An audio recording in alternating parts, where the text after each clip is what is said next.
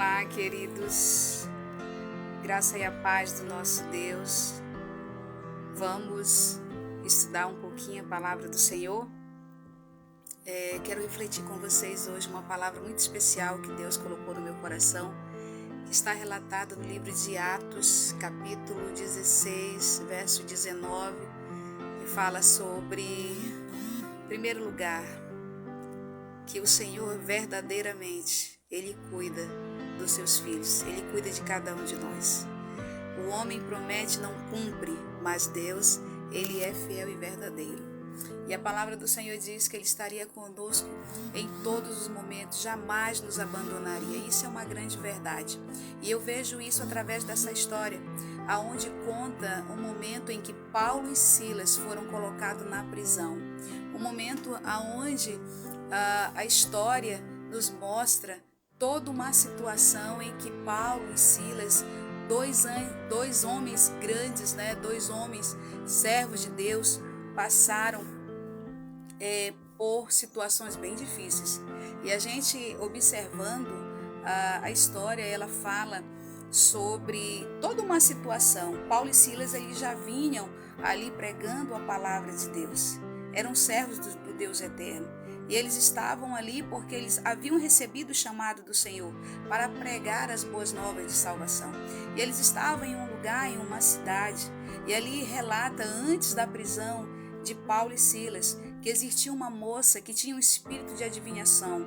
E esse espírito de adivinhação acompanhava ela por muitos e muitos anos. É tanto que os seus senhores, aqueles que eram dono dela, tomavam de conta ali da direção da vida dela, eles estavam lucrando sobre essa situação, sobre essa maneira dela adivinhar, dessa vida dela sendo acorrentada pelos espíritos malignos e tendo esse espírito de adivinhação.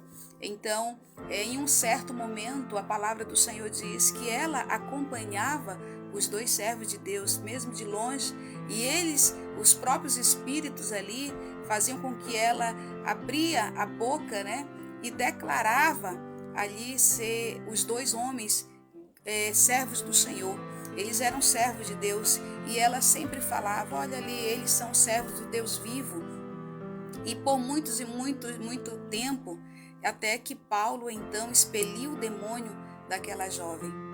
Sabe, queridos, louvado seja o nome do Senhor, porque assim como foi na vida de Paulo, na vida de Silas, que aonde você passar, alguém vai declarar, mesmo que seja algo como aconteceu através dos espíritos malignos, eles mesmos tiveram que declarar e reconhecer o poder de Deus na vida de Paulo e Silas.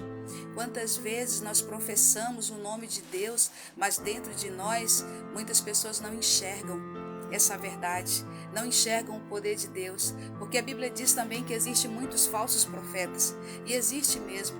Na história, Paulo chega a expelir esses demônios, Paulo chega a libertar aquela jovem daquele cativeiro de Satanás que vivia há anos, não só do cativeiro dos homens ali que estavam ali, que se consideravam donos daquela jovem, mas dos espíritos malignos que não deixavam aquela jovem ser feliz, a tal ponto do próprio Paulo, o homem de Deus, chegar e ali expelir o demônio e libertar aquela jovem daquela vida infernal, daquela vida que era acorrentada e vivia há anos e anos presa pelos espíritos e sendo sujeitada a todo tipo de situação difícil e de tristeza e de derrota na sua vida.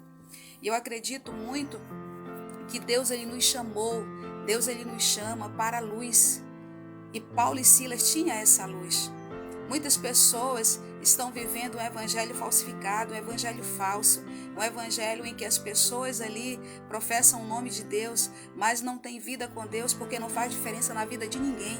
Ao contrário, estão dando péssimo testemunho, estão dizendo que são de Deus, que vivem dentro da igreja, que são servos e servas de Deus, mas a sua vida não condiz com o que fala.